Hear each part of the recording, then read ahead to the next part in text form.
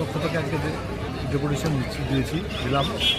আমাদের মূল দাবি ছিল 1 নম্বর মেন আছে, যেটা এখন সাম্প্রতিকে যে ইস্যুটা আছে গোটা পশ্চিমবাংলা জুড়ে চলছে, পশ্চিমবাংলা সরকারের যে সাধারণ মানুষকে বঞ্চিত করার একটা প্রকল্প আছে বাংলার বাড়ি গ্রামীণ, সেই প্রকল্পে যে অনেক মানুষকে বঞ্চিত করেছে তার বিরুদ্ধে আমরা প্রতিবাদ জানালাম, যাতে যারা প্রাপ্য, যাদের যোগ্য তারা যেন পায়, তাদের যেন লিস্টে নাম ওঠে, তার সেই দাবিটা আমরা করলাম।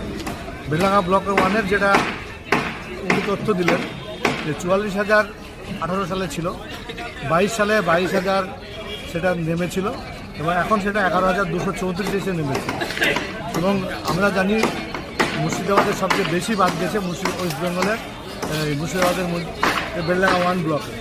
এর কারণ দুটো হতে পারে।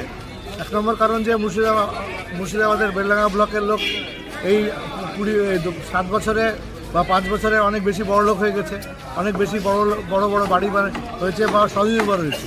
যদি স্বনির্ভর হয় তাহলে অটোমেটিক্যালি তার বাদ যাবে, আর না হয় অনেক ফলস নাম দোকানে ছিল, ফলস নাম দোকানে থাকলে সেগুলো বাদ যাচ্ছে, যখন সঠিক ইনকোয়ারি হচ্ছে তখন বাদ যাচ্ছে, অটোমেটিক্যালি নাম তাহলে বাদ গেলে অনেক কমে যাচ্ছে, পার্সেন্টেজ অনেক কমে যাচ্ছে। তাই 44,000 থেকে এসে 11,234 হয়েছে। দুটোই বিডিও সাহেব দুটোই বললো, কিছু বাড়ি পাকা হয়েছে, আবার কিছু ফলস ছিল, সেগুলো সঠিক তদন্ত করে বাদ দিচ্ছে। আমাদের প্রথম দাবি ছিল যে আবাস যোজনার যে লোকজনের নাম আছে তাদের ঠিকঠাকভাবে সঠিক মানুষ পান, সেই দাবি। এছাড়াও টোটাল তথ্যটা জানতে চাইলেন যে কতজন মানুষের সার্ভে হয়েছে, কতজন মানুষ এলিজিবল হয়েছে, এই ডিটেলসে আলোচনা হয়েছে।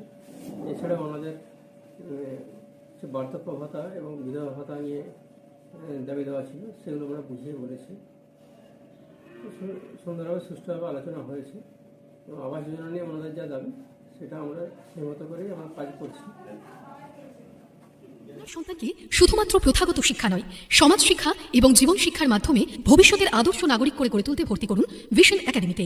2025 শিক্ষাবর্ষে শিশু অঙ্কুর থেকে 8ম শ্রেণী পর্যন্ত ভর্তি চলছে। অনাবাসিক ও দ্বিবাবাসিক ভিশন একাডেমি। ভর্তি সংক্রান্ত বিষয়ে কথা বলুন 7908150624 অথবা 9153947687 এই নম্বরে, কিংবা সরাসরি আসুন বড়ুয়া পাওয়ার হাউস পাড়া, বেলডাঙ্গা, মুর্শিদাবাদ।